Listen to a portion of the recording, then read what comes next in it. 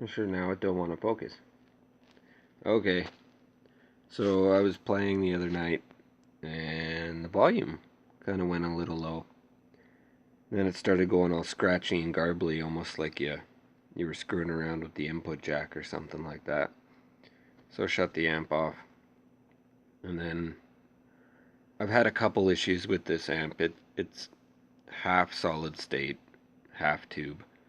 Um, Sometimes when I turn it back on, it'd operate fine. Sometimes it'd just have a glitch. Once in a while. It wasn't anything crazy that was, every day I had to shut it off, turn it back on, and do that kind of stuff. It was just, once in a while it would do something weird. You shut it off, turn it back on, and it'd kind of be okay. Not this time. Turned it right back on, and in standby, it was going nuts. And then a big fiery flash out reflected off the wall behind the amp.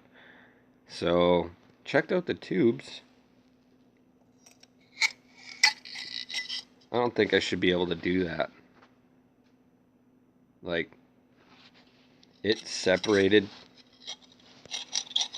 It's tough to see here. It's separated cleanly.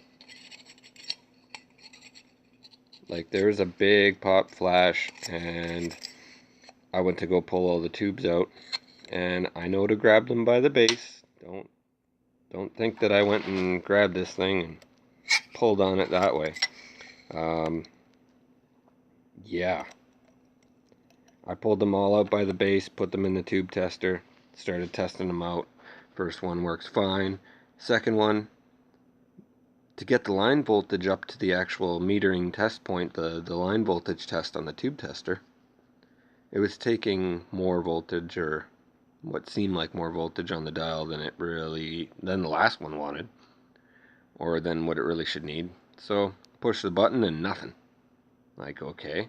So at that point, I went to go wiggle it around in the socket, just to, those sockets are old.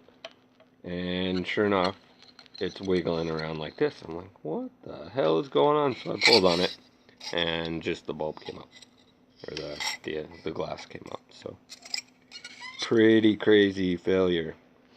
Well, this JMD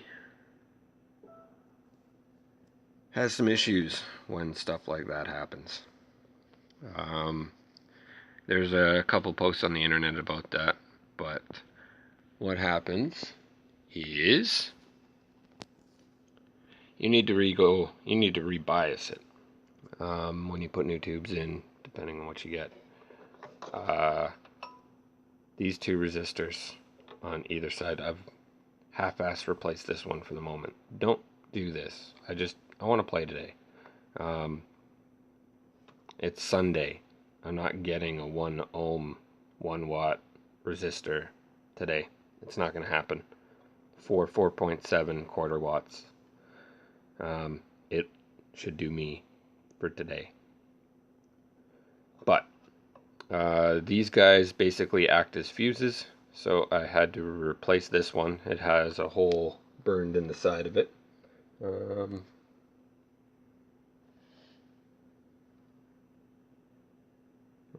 Yeah, you can kind of see the burnt hole there.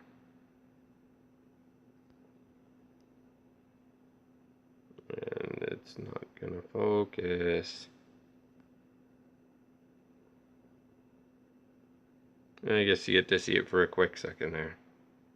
Yeah, burnt hole in the side of that one. And let's see. This fuse in here needed replacing. And Canadian Tire was actually a good source of that at expensive prices, because it was in a kit of others and there was only one of them in the pack. So I did also change the preamp tube. I've got a Mesa SP AX7 in there. I went to wiggle that around. Noticed some of the solder joints on that socket were loose, so touched those up. I've wiggled the rest around. Well, those resistors are good. It's time to bias it, but just a little heads up that if you're going to replace tubes after one did something weird in one of these amps, I think another one of these amps is close to it. JBM, maybe. I'm not a Marshall person in terms of taking shit apart, but yeah, don't do this. Don't don't don't do that. But it may get you through a pinch. I should be ready to go here, I think. We'll get some measurements and see where things are, and hopefully I'll be able to play guitar again on the weekend. Sweet.